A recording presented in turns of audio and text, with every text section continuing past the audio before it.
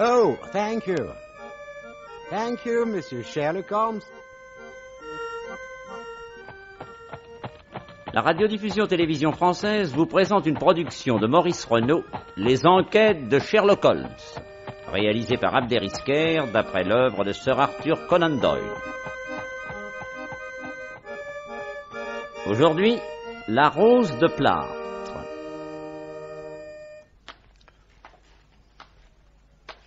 Oh, Berlé, bonsoir. Ah, bonsoir, Brick. Ah, mais qu'est-ce que tu fais dans la rue à cette heure-ci? Je reviens du théâtre. Et toi? J'ai dîné chez les Hupford.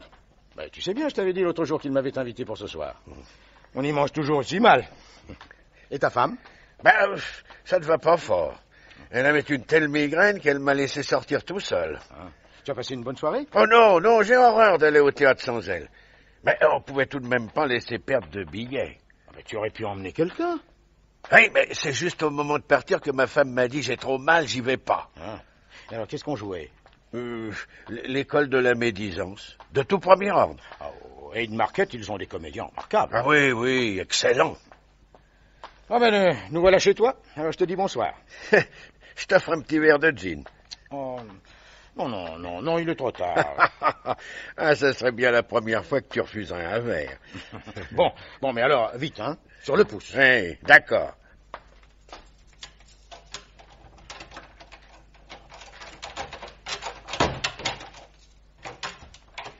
Entre. Pardon. Entre dans le salon. Assieds-toi. Merci.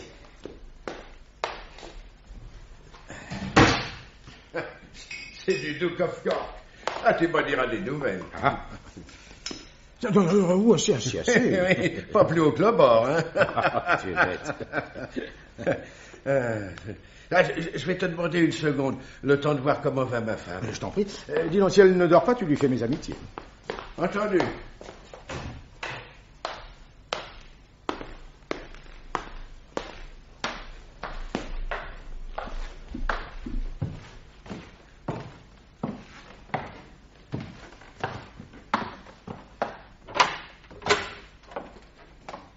Maud, où es-tu?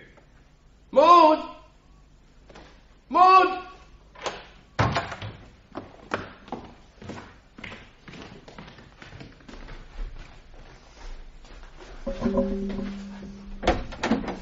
Maud! Maud! Mais où est-elle passée?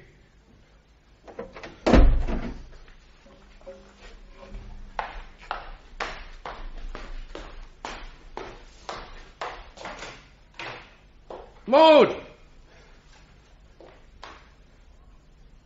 Maud! Et qu'est-ce qu'il y a? Ma femme n'est plus dans son lit et je ne la trouve nulle part. Ah, c'est curieux. Dans le jardin? Qu'est-ce qu'elle ferait dans le jardin à cette heure-ci?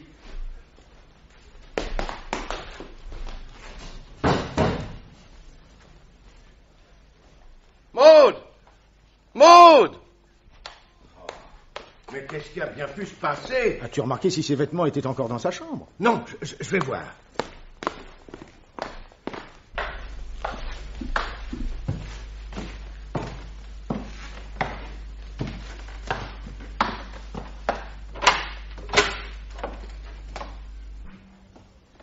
Elle t'a peut-être laissé un mot? Mais il n'y a plus de vêtements et je ne vois pas de lettres. Oh. J'ai les jambes coupées. Mais où peut-elle être? Pourquoi serait-elle sortie? On est peut-être venu la chercher. Enfin, il y a quelqu'un de malade. Mais à part toi et le docteur Reynolds, nous ne connaissons personne. Se serait-elle sentie plus souffrante? Aurait-elle été chez le docteur? Mais non, elle m'aurait laissé un mot. Ah, donne-moi la lampe, je te suis.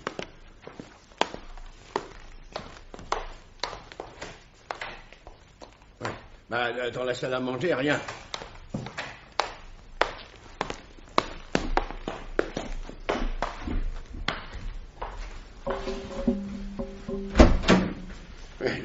Dans le bureau, rien. Et cette pièce? Mais non, elle ne peut pas être là, il n'y a pas un meuble, il y a juste un coffre-fort. Enfin, regardons tout de même. Fabrique, regarde! Quoi? Mon coffre-fort, la porte est ouverte. fric. Il n'y a plus rien dedans. Il est vide. Vide? Oui, on m'a cambriolé. Il y avait là tout mon argent et mes valeurs. Tu n'as pas de compte en banque? Non. Alors est-ce que Quoi? ta femme ne serait-elle pas partie en emportant ton argent? Qu'est-ce que tu dis? Regarde, la fenêtre est grande ouverte. Elle s'est peut-être enfuie par là. D'abord, rien ne l'empêchait de sortir de la maison par la porte. Et puis au nom de quoi oses-tu la soupçonner? Je ne sais pas, moi, étant donné que l'argent a disparu et elle aussi. Ma femme est l'honnêteté même. Et c'est interdit de l'insulter. Va-t'en, sors d'ici, que je ne t'en vois plus. Bob, mon vieux Bob. Oh non, je croyais que tu avais de l'amitié pour nous. Écoute, à tout cela, il y a certainement une explication rassurante. D'abord, ta femme avait-elle les clés du coffre? Non. Elle n'aurait donc pas pu l'ouvrir. Oui, enfin, remarque, les clés étaient dans mon bureau. Elle pouvait les prendre? Oui. Mais elle ne connaissait pas le chiffre. Si, un jour que j'étais malade, j'étais obligé de le lui révéler. Dans ce cas, il faut regarder les choses en face. C'est peut-être bel et bien elle qui a ouvert le coffre. Tu crois? Tu crois qu'elle m'aurait volé, mis volontairement sur la paille? Mais pourquoi? Dans quel but? Tu sais, pour comprendre quelque chose aux femmes. Mais dis-moi, en plus des vêtements qu'elle portait hier soir, a-t-elle emporté le reste de sa garde-robe? Je ne sais pas. Eh bien, allons voir.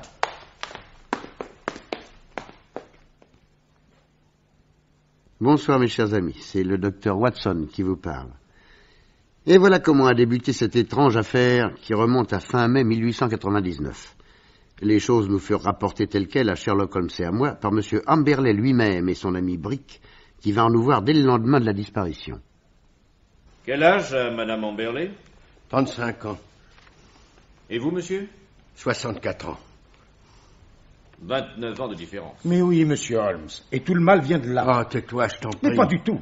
C'est moi qui t'ai convaincu de confier l'affaire à monsieur Holmes. Tu étais d'accord? Bon. Alors maintenant que nous sommes ici, il faut dire la vérité, aussi pénible soit-elle. Mon ami Bob Amberley est la naïveté même, monsieur Holmes. Et j'ai dû lui ouvrir les yeux. Et que voulez-vous, quand on a une femme jeune et ravissante et qu'on est vieux et laid... Ah, dis donc. Mais parfaitement vieux et laid. Et tu sais très bien que si tu n'avais pas eu une grosse fortune, Maud ne t'aurait jamais épousé. Je ne sais plus. Alors, monsieur Holmes, il est arrivé ce qui arrive toujours en pareil cas. Bob est un excellent joueur d'échecs, et dans notre pays où il s'est retiré, il n'a trouvé qu'un seul adversaire digne de lui, le docteur Reynolds. Ce garçon venait souvent, et il fallait être aveugle comme un mari pour ne pas avoir vu que l'intimité devenait de plus en plus grande entre l'invité et la maîtresse de maison. Ah, tais-toi. Mais ça crevait les yeux. Le docteur était célibataire, monsieur Holmes. Une sorte de bellâtre qui tournait la tête à toutes les femmes. J'habite le pays et je pourrais en dire long là-dessus. Et que Maud Amberley soit tombée amoureuse de lui ne fait aucun doute.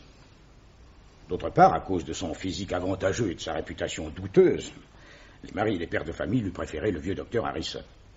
Mais il ne réussissait donc pas tellement bien. Il avait des besoins d'argent. Je ne sais pas, mais des goûts de luxe, ça, certainement. Or, je viens d'apprendre qu'il a, lui aussi, disparu de son domicile cette nuit, en même temps que Maud Amberley. Et il ne vous semblerait pas impensable qu'ils se soient enfuis ensemble avec l'argent du mari? Mais j'en suis certain. Monsieur... Excusez-moi, monsieur Amberley, de parler avec autant de brutalité, mais vous êtes venu à moi comme on vient voir un médecin. Parfois, il ne faut pas avoir peur de prononcer le nom d'une maladie pour s'assurer qu'on est prêt à l'affronter et à la combattre. Alors, monsieur Holmes, jouons franc jeu. Ma femme ne m'aime plus, personne n'y peut rien, soit. Mais je suis ruiné. On m'a volé. Il faut donc trouver les voleurs au plus vite et leur faire rendre gorge. Je veux récupérer mon argent. C'est un désir bien légitime. Combien aviez-vous dans ce coffre? Je vais vous le dire. C'est inscrit dans mon carnet. Voyons. Voilà. Il y avait exactement 7283 livres et 9 shillings en espèces et en titres. Une jolie somme. C'était tout mon avoir, monsieur Holmes. J'avais une affaire de produits chimiques. Je me suis retiré il y a 5 ans après avoir beaucoup travaillé. Et je méritais de finir mes jours dans le calme et le bonheur. Je comprends. J'en étais sûr, monsieur Holmes. Et j'ai dit à Bob que vous étiez le seul capable de retrouver les fugitifs et de leur faire rendre l'argent. Je mets tout mon espoir en vous, monsieur. Sherlock Holmes promit au pauvre homme de commencer son enquête dès l'après-midi et les deux visiteurs prirent congé. Quand ils furent partis, mon ami me demanda d'aller à sa place à Lewisham, le petit pays où s'était retiré Amberley, à une vingtaine de kilomètres de Londres. Vous savez, Watson, que je suis actuellement très occupé par l'affaire de 2 patriarches coptes et il m'est impossible de m'absenter ces jours-ci. Vous connaissez mes méthodes. Tâchez d'apprendre là-bas quelque chose d'utile. Bon, je ne demande pas mieux que de vous aider, mais livré à moi-même, je ne vaux pas grand-chose. Allons donc.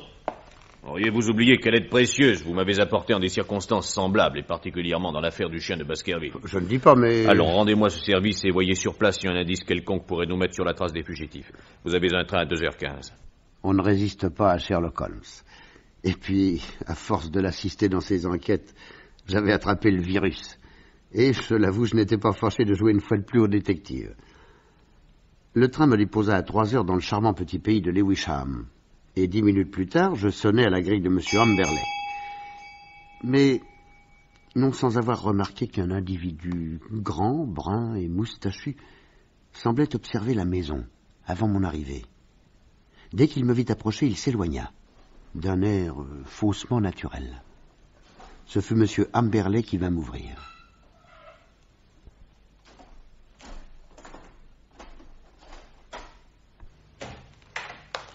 Tiens, docteur Watson. Mais Monsieur Holmes n'est pas avec vous? Non, cher monsieur, il vous prie de l'excuser car il a une affaire urgente à terminer. Mais je travaille depuis longtemps avec lui et je crois pouvoir le remplacer utilement. Étant entendu que d'ici 2 ou 3 jours au plus, il vous consacrera tout son temps. Je le remercie à l'avance. Et soyez le bienvenu, docteur. Excusez ma tenue, mais j'étais en train de repeindre mon couloir. Dans l'état moral où je suis, un peu d'exercice physique me détend les nerfs. Auriez-vous une idée de l'endroit où pourrait se cacher votre femme? Vous pensez bien que si elle est partie avec ce bandit de Reynolds, elle n'est pas allée chez sa mère ou chez des gens que nous connaissons. Qui sait même s'ils n'ont pas fui sur le continent. Oui. Puis-je voir la pièce où se trouve votre coffre-fort? Mais volontiers, oui. Par ici. Oui. Attention, la peinture est fraîche. Voilà. Si vous voulez entrer, j'ai laissé le coffre-fort exactement dans l'état où je l'ai trouvé. Oui. La serrure n'a pas été forcée, à ce que je vois. Ah, parbleu. Ma femme n'a eu que la peine de prendre mes clés que je laissais toujours dans mon bureau. Et où se trouve votre bureau? À côté. Ah, si vous voulez, vous pouvez entrer. Merci.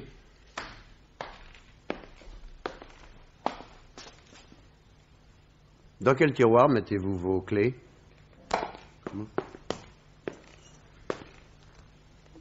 Dans celui du milieu. Voilà, ici, très exactement. Qu'est-ce que c'est que ce billet de théâtre, hein?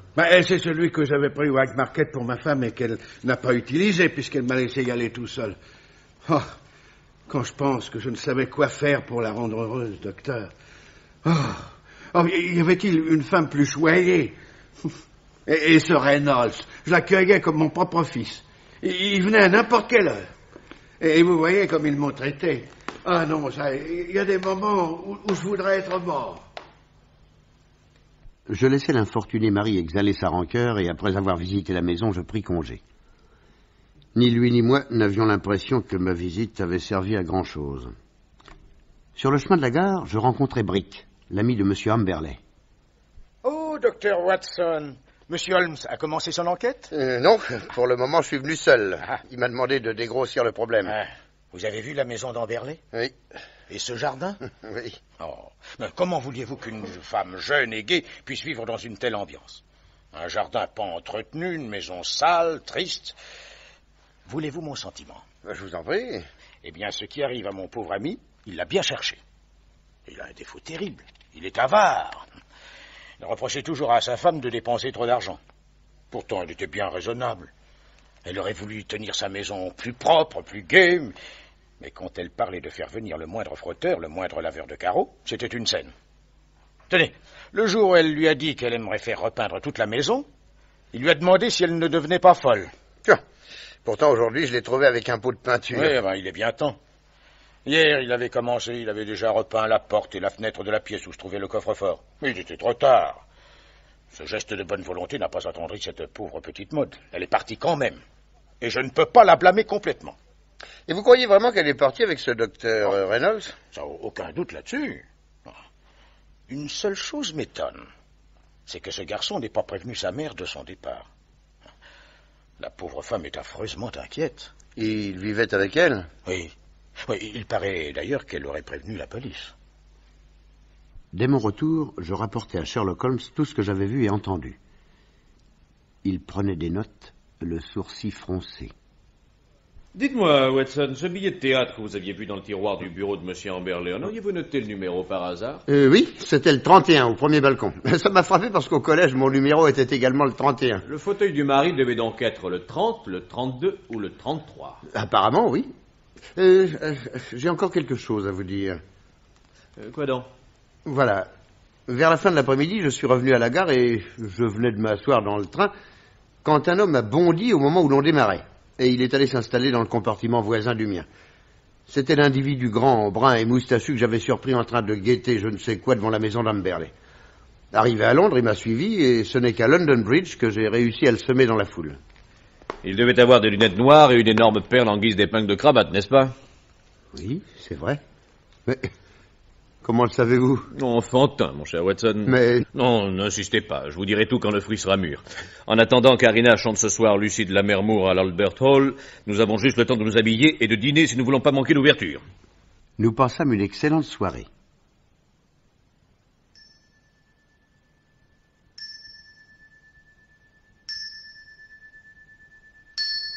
Le lendemain matin, je me levai de bonne heure. Sherlock Holmes était déjà sorti. Il m'avait laissé ce mot. Arrangez-vous pour être libre vers 3 heures cet après-midi et jusqu'à demain. Il se pourrait que j'ai besoin de vous. Il rentra à 3 heures. Bonjour, Watson. Vous avez trouvé mon petit papier ce matin? Oui, je me suis rendu libre. Que puis-je faire pour vous? Amberley n'est pas encore là? Vous l'attendez? Tenez, le voilà, ne bougez pas, je vais ouvrir. Bonjour, monsieur Holmes. Tiens, monsieur Amberley. Et qu'est-ce qui vous amène? J'ai reçu un télégramme, je n'y comprends rien. Entrez dans ce salon. Bonjour, docteur. Bonjour, monsieur Amberley. Que pensez-vous, messieurs, de ce télégramme? On me l'a apporté en fin de matinée. Voyons. Venez de toute urgence. Je peux vous donner renseignements sur disparition Maud. Signé Violette Turner, École des filles. Et cela vient de Little Burlington. Si je ne me trompe, Little Burlington se trouve dans l'Essex, pas très loin de Frinton. Oui, mais je ne connais pas cette Violette Turner. C'est peut-être une amie de votre femme qui ne vous en a jamais parlé. Vous croyez? Je ne crois rien, c'est une simple supposition. En tout cas, si cette personne habite l'école des filles, elle doit être digne de confiance. Attendez. J'ai ici l'annuaire de l'enseignement. Voilà. Voyons, nous lisons Little Burlington. Little... Ah, voici, Little Burlington. Directrice, mademoiselle Violette Turner. Dans ces conditions, monsieur Amberley, il n'y a pas à hésiter. Vous allez sauter dans le premier train et aller demander à cette demoiselle ce qu'elle sait sur la fugue de votre femme. Oui, vous avez raison, monsieur Holmes. À quelle heure y a-t-il un express? Attendez que je consulte l'indicateur. Voilà. Le prochain départ est à 4h20, gare de Liverpool Street. Je l'aurai facilement. Mais je me demande ce que peut bien avoir à m'apprendre cette demoiselle Turner. Je vais demander au docteur Watson de vous accompagner. Dans des voyages de ce genre, on n'est pas trop de deux. Mais je peux très bien aller tout seul, monsieur Holmes. Le docteur Watson a certainement mieux à faire. Et imaginez que vous tombiez dans un guet-apens. Un guet-apens? Sait-on jamais? Je préfère que Watson aille avec vous. Amberley n'insista pas et nous partîmes tous les deux pour Little Burlington, qui n'était pas d'un accès très facile. Il nous fallut changer 2 fois. Il était 6h30 quand nous arrivâmes à l'école des filles de Little Burlington. Une concierge nous emmena dans des couloirs.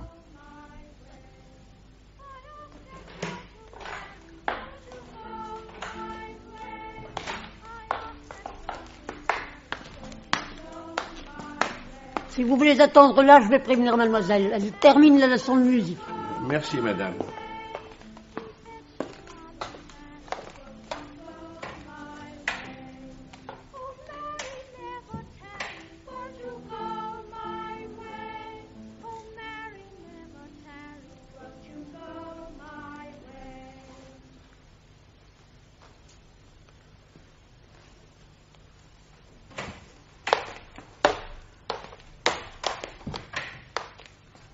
Bonsoir, messieurs. Vous désirez? Bonsoir, Miss Turner. Voici le docteur Watson, un ami. Docteur? Mais vous-même, qui êtes-vous, monsieur? Bob Amberley. Excusez-moi, mais votre nom ne me dit rien. Comment il ne vous dit rien? Mais j'ai reçu votre télégramme. Quel télégramme? Celui que vous m'avez envoyé. Mais monsieur, je ne vous ai pas envoyé de télégramme. Vous devez faire erreur. Enfin, voyons, cette dépêche-là, c'est pas vous qui me l'avez adressée? Je vous jure que non. Y a-t-il une autre Violette Turner dans ce pays? Non, je suis la seule. Ah. École des filles. Il n'y a qu'une seule école de filles. Voyez le cachet de la poste. Ce télégramme est bien parti de Little Burlington. Et c'est bien vous, mademoiselle, qui me l'avez envoyé? Mais enfin, monsieur, je vous jure que non. Ah, il est trop tard pour mentir et vous allez parler. Allons. Mademoiselle... Allons, Amberley du Car. Mais vous savez où est ma femme. Sur le moment où vous avez eu un bon mouvement, vous m'avez télégraphié pour me dire toute la vérité, et depuis, vous avez réfléchi. Ou quelqu'un vous a menacé. Et maintenant, vous ne voulez plus rien dire. Ah, mais ça ne se passera pas comme ça. On ne se joue pas ainsi impunément d'un pauvre homme qui souffre. C'est indigne ce que vous faites là, mademoiselle. C'est indigne. Enfin, docteur, vous qui me semblez plus calme et plus raisonnable, faites-lui comprendre que je ne sais rien de toute cette histoire. Si nous sommes les victimes d'une plaisanterie, nous demanderons une enquête. D'ailleurs, dès demain, je vais porter plainte à la police. Avant d'agir en quoi que ce soit, nous ferions mieux d'aller à la poste pour tâcher de savoir qui a envoyé ce télégramme. Oui, vous avez raison. Mais à cette heure-ci, la poste est fermée. Eh ben, mais nous la ferons ouvrir. Non, nous passons par derrière. Miss Rednose est certainement encore là. C'est la directrice? Oh, monsieur, dans notre petit pays, la poste est tenue par une seule et unique personne. Venez, il n'y a qu'à traverser la rue.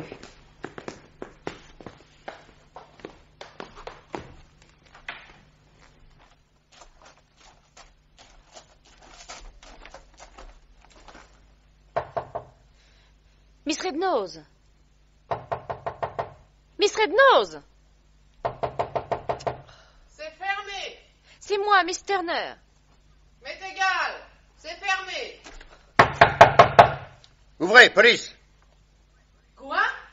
Police!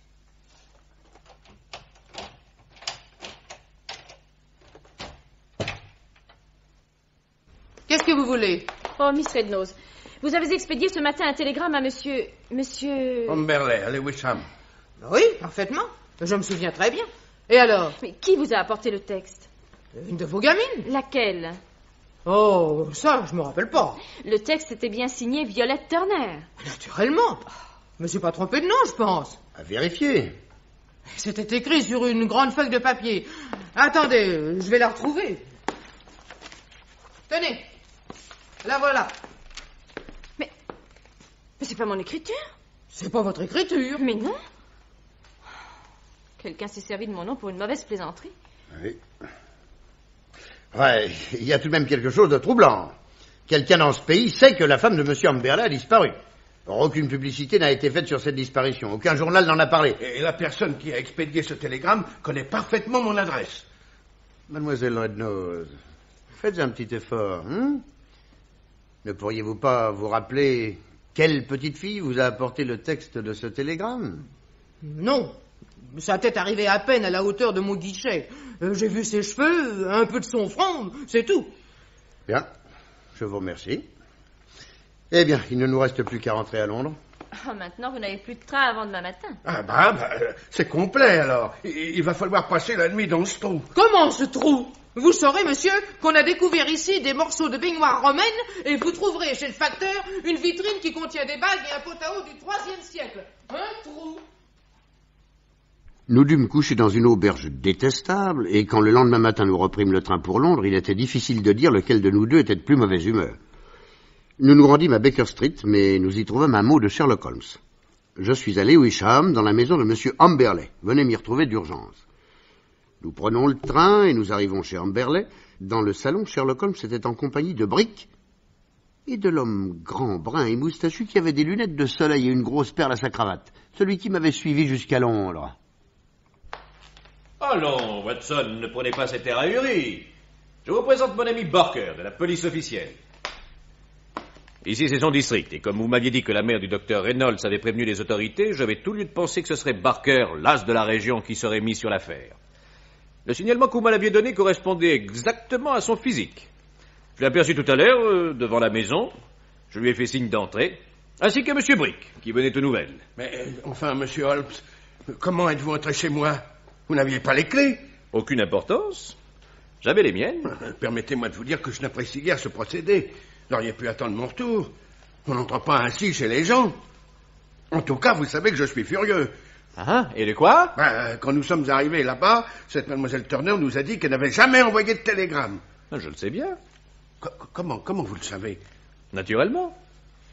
Puisque c'est moi qui ai demandé à mon ami Duncan de vous l'envoyer. Holmes, vous vous êtes moqué de nous. Qu'est-ce que ça veut dire? Cela veut dire que je voulais expédier M. Amberley loin de chez lui pendant un petit moment. Je me suis souvenu d'un certain Duncan qui tient un cabaret à Little Burlington. Il a pas mal de choses à se reprocher, n'ignore pas que je le sais, et son intérêt est de me rendre de temps à autre de menus services. Et il l'a fait porter par une petite fille. Je reconnais bien là sa prudence. Mais enfin, pourquoi avez-vous fait ça, monsieur Holmes?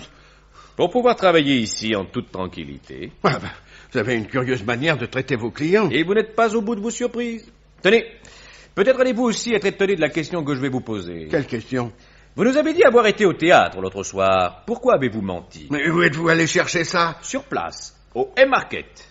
Ce soir-là, les 2 fauteuils que vous aviez loués sont restés inoccupés. Vous savez que les ouvreuses ont un petit plan sur une planchette, et au fur et à mesure qu'elles placent les gens, elles raient les numéros au crayon bleu. Or, le 31 et le 33 que vous aviez loués sont restés inoccupés. C'est faux. La preuve, c'est qu'en rentrant du théâtre, j'ai rencontré Brick. Non. Vous l'avez guetté. Vous saviez qu'il dînait chez des amis, et vous l'avez invité à entrer chez vous pour qu'il soit le témoin de votre pseudo-stupéfaction en découvrant l'absence de votre femme. Sa pseudo-stupéfaction? Comment? Il savait que sa femme n'était pas là? Naturellement. N'est-ce pas, Amberley? Ce que j'entends depuis 5 minutes est tellement insensé que je me refuse à répondre. Mauvais système de défense. J'affirme, moi, que vous n'êtes pas allé au théâtre et que cette soirée, vous l'avez passée avec votre femme et le docteur Reynolds. J'ai interrogé la mère du docteur. Son fils a quitté la maison à 8h30, après le dîner, disant qu'il allait jouer aux échecs avec vous. Ce sont ses propres paroles. Et je n'invente rien. Il arrive ici. Et depuis, lui et votre femme demeurent introuvables. Que sont-ils devenus? C'est moi qui vous le demande. Alors moi, je vous réponds. Vous les avez assassinés. Mais vous êtes fou! Non. C'est vous qui l'êtes. Et de jalousie. Vous avez épousé une femme trop jeune pour vous, monsieur Amberley. Vous l'avez rendue malheureuse, et elle s'est jetée dans les bras d'un autre. Quand vous en avez eu la révélation, vous décidez de les tuer tous les deux, et vous arrêtez un plan, car, bon joueur d'échecs, votre esprit est capable des tactiques les plus subtiles. Il y a dans votre maison une pièce vide dans laquelle vous avez placé votre coffre-fort. Sous prétexte de mieux encore défendre votre argent, vous remplacez la porte de bois par une porte de fer. Et vous garnissez la fenêtre de volets métalliques, 2 fermetures absolument étanches à l'air. Puis, vous truquez une des roses de plâtre. Quelle rose de plâtre? Et j'imagine très bien ce qui s'est passé ce soir-là. Le docteur arrive après le dîner. Alors, Bob, on fait notre partie d'échecs? Tout est prêt dans le salon. Mais avant de commencer, je voudrais vous montrer quelque chose à vous et à Maud. Mais qu'est-ce que tu veux nous montrer? Une surprise qui se trouve dans mon coffre-fort. Dans ton coffre? Oui, venez par ici.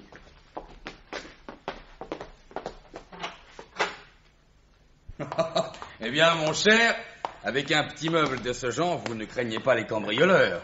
C'est fait pour ça. Oh, j'ai oublié mes clés. Excusez-moi une seconde, je vais les chercher. Oui.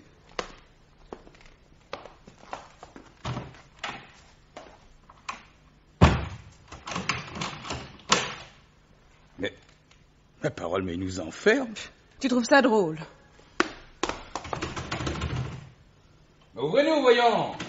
Mais de quoi vous plaignez-vous? Vous êtes avec ma femme. Et soyez satisfaits, plus jamais personne ne viendra vous déranger. Qu'est-ce qu'il dit? Plus personne ne troublera votre tête à tête. Mais il est parti. Enfin, il peut pas nous laisser comme ça, c'est stupide. Maud, j'ai peur de comprendre. Il sait tout. Et il veut se venger. Écoute. Quoi? Ce sifflement. Oui. Qu'est-ce que c'est? Je ne sais pas. D'où ça vient-il? Maud, ça vient du plafond. Oh! Tu sens cette odeur? Mais c'est du gaz. Il veut remplir cette pièce de gaz pour nous asphyxier. Au secours! Au secours! Maud! Ouvrez-nous! Ouvrez-nous! Calme-toi! Au secours! La fenêtre, vite!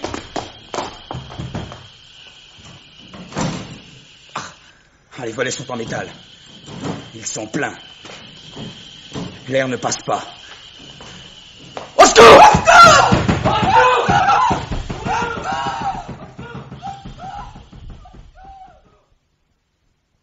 Et ils sont morts asphyxiés.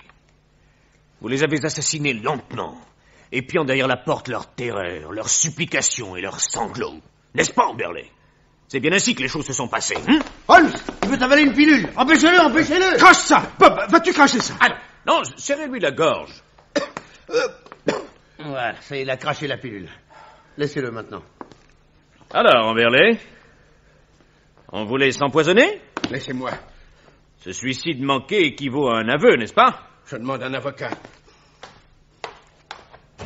Policeman, emmenez-le. Oui. Allez, Comment? Alors là vraiment, je n'en reviens pas. Enfin, Holmes, comment avez-vous pu soupçonner cet homme? Oh, le plus simplement du monde. Au retour de sa première visite, Watson me dit qu'il a trouvé la maison particulièrement sale et que, selon la déclaration de son ami Brick, Amberley a toujours refusé de la repeindre. Or, dès le lendemain de la disparition de sa femme, on le surprend un pot de peinture à la main, il est en train de repeindre le couloir, et d'après l'état de la couche qui est presque sèche, je constate qu'il a commencé par la fenêtre et la porte de la chambre au coffre-fort. Pourquoi ce besoin si brusque de peindre? Pourquoi, à un pareil moment, cet homme remplissait-il sa maison d'odeurs fortes? La réponse s'impose d'elle-même, pour masquer une autre odeur, une odeur qui aurait éveillé des soupçons. Et puis, pourquoi une chambre si hermétiquement close? J'examine la pièce dans ses moindres détails, et je constate qu'au milieu du plafond, il y a un ornement fait de petites roses de plâtre. Je monte sur une échelle et je découvre que l'une des roses est trouée et que l'orifice est l'aboutissement d'un tuyau à gaz commandé du couloir. Je comprends alors que le couple a été asphyxié. Et s'il subsistait dans mon esprit le moindre doute, un détail vient renforcer ma conviction. Je découvre, écrit sur le mur à 30 cm environ du sol, le mot « le », puis un peu plus loin, un « G ». Celui qui a tracé ces lettres, lui ou elle, était déjà étendu et agonisant. Il a perdu connaissance avant d'avoir achevé son ultime message. Vous pensez que le G était le début du mot gaz? Sans aucun doute. Il voulait que l'on sût de quelle manière ils étaient assassinés. Et ce qui m'étonne, c'est que de lui-même, le criminel soit venu vous demander d'enquêter, monsieur Holmes. À la vérité, c'est moi qui lui ai conseillé de le faire. Et il n'a pas osé me dire non de peur d'être soupçonné. Et puis, il se croyait très fort. Mais l'argent qui était dans le coffre... Il l'a mis de côté, ne vous inquiétez pas. Et je saurais lui faire dire où il l'a caché. Maintenant, il n'y a plus qu'à retrouver les cadavres. Ils ne sont sûrement pas loin. Cette maison est plus ancienne que les canalisations d'eau. Il doit y avoir quelque part un puits hors d'usage. Cherchez de ce côté-là. Permettez-moi, monsieur Holmes, de vous remercier de votre si précieuse collaboration. Je dirai à mes chefs... Non, pas un mot sur moi, je vous en prie.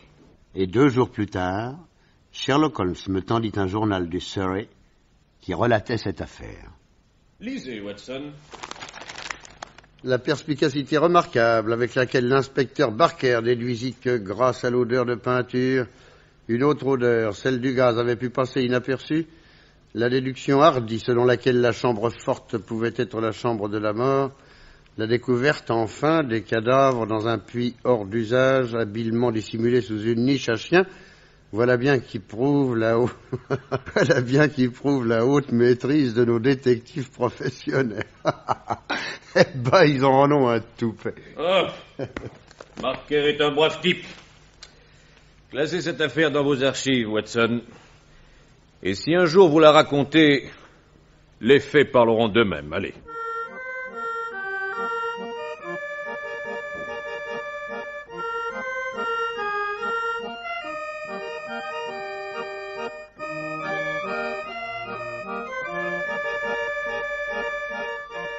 Dans la série Les enquêtes de Sherlock Holmes, vous venez d'entendre La Rose de Plâtre, d'après la nouvelle de Sir Arthur Conan Doyle. C'est une production de Maurice Renaud, prise de son Jean Pantaloni, bruitage Henri Saint-Georges, assistant Jacques Béraud, réalisation Abdé Risquet. Avec, dans le rôle de Sherlock Holmes, Georges Descrières, sociétaire de la Comédie Française. Dr Watson, Pierre Détaille.